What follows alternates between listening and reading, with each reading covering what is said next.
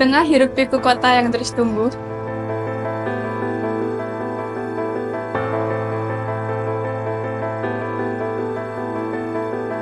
kebutuhan akan pangan segar menjadi semakin mendesak.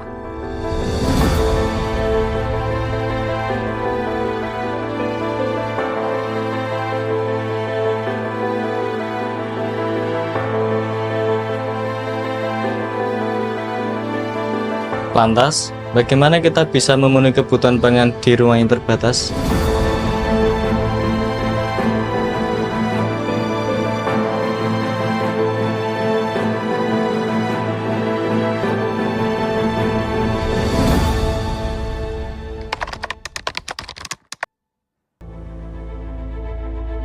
Sektor pertanian menjadi andalan perekonomian namun juga Indonesia. merusak Bahkan lahan pertanian. rendahnya inflasi, Akibatnya petani Indonesia gagal mensuplai panen dan pangan yang berdampak pada terjaga. naiknya harga Dalam sayur menghadapi mayur tantangan di krisis pasaran. pangan global, pemerintah telah menyusun rangkaian strategi untuk memperkuat ketahanan pangan. Pertanian yang cenderung stagnan.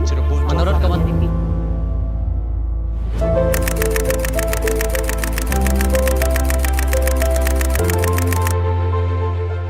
Krisis pangan dunia dipengaruhi oleh perubahan iklim, keterbatasan lahan, dan urbanisasi yang pesat.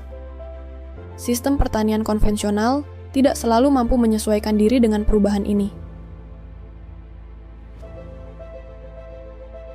Hortikultura, yang berfokus pada budidaya tanaman sayuran, buah, dan tanaman pangan lainnya, menghadapi tantangan besar di kota.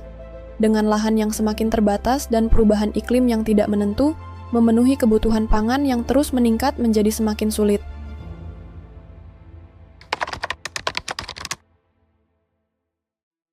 Nah, di sana masih ada lahan terbuka, tetapi di sana nggak ada media tanamnya kan.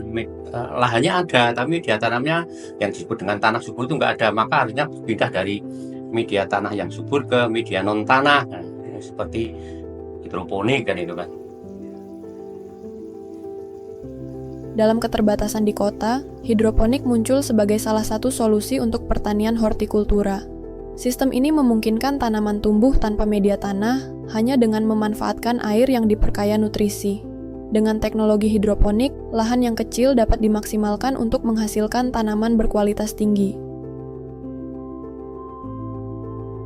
Kenapa kok pakai hidroponik? Kan perpindahan dari geoponik atau soil media menjadi non soil media atau soil culture gitu kan. Itu sehingga itulah merupakan jawaban untuk mengatasi permasalahan di perkotaan yang sudah tidak ada tanah yang subur, dialihkan menjadi media non tanah atau soil culture kan itu kan, menggunakan larutan nutrisi. Saya rasa itu.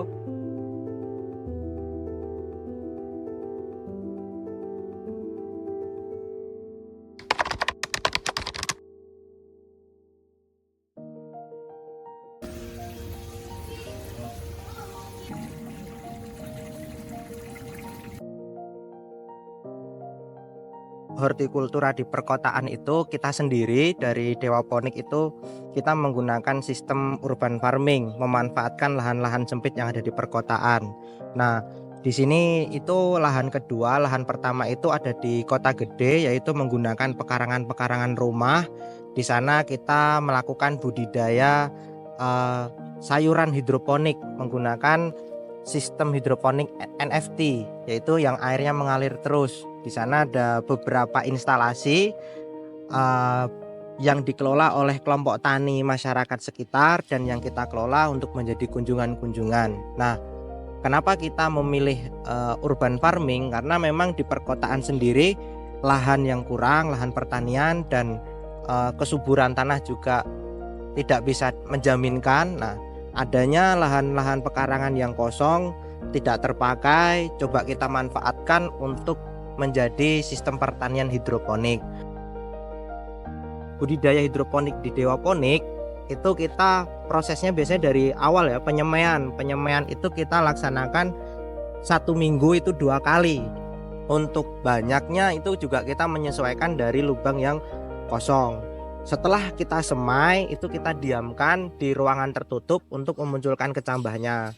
Biasanya kalau kita pindah tanam itu di umur 2 minggu sampai 18 hari itu kita sudah mulai pindahkan ke meja pendewasaan. Dari meja penyemaian, peremajaan, lalu kita pindahkan ke meja pendewasaan. Untuk metode yang kita gunakan ini adalah rock wall.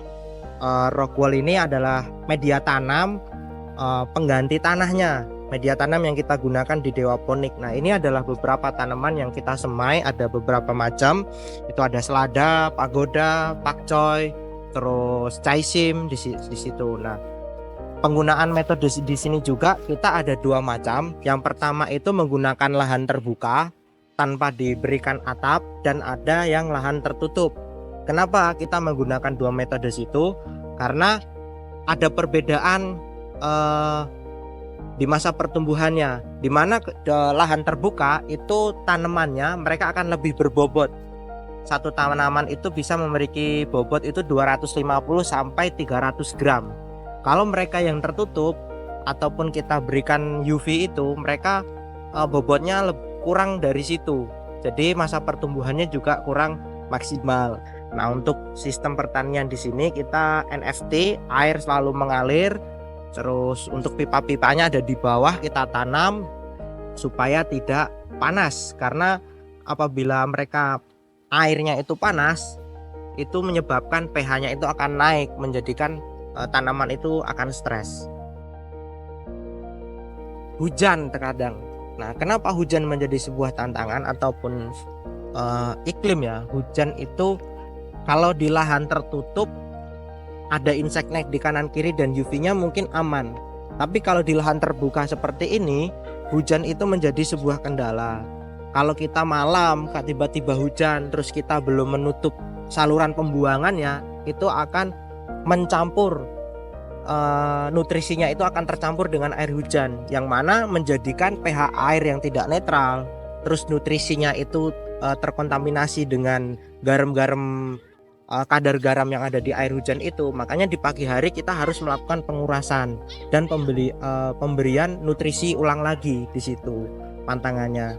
Yang penting tantangan teman-teman harus berani mencoba dan menantang diri teman-teman sendiri, karena pertanian ini kita tidak akan tahu kapan ada hama, kapan ada penyakit, kapan akan badai, kapan akan hujan. Jadi teman-teman harus berani mencoba seperti itu.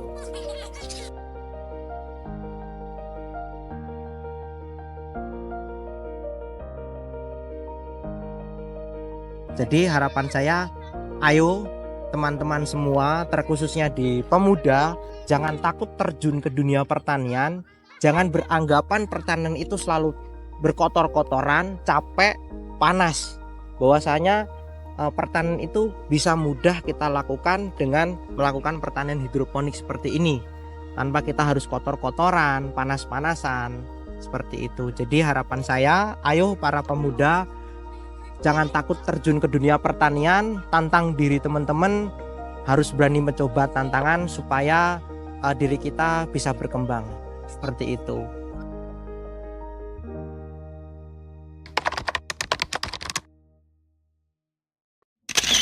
Di tengah keterbatasan ruang dan lahan di kota besar, hadirnya hidroponik membuka harapan baru.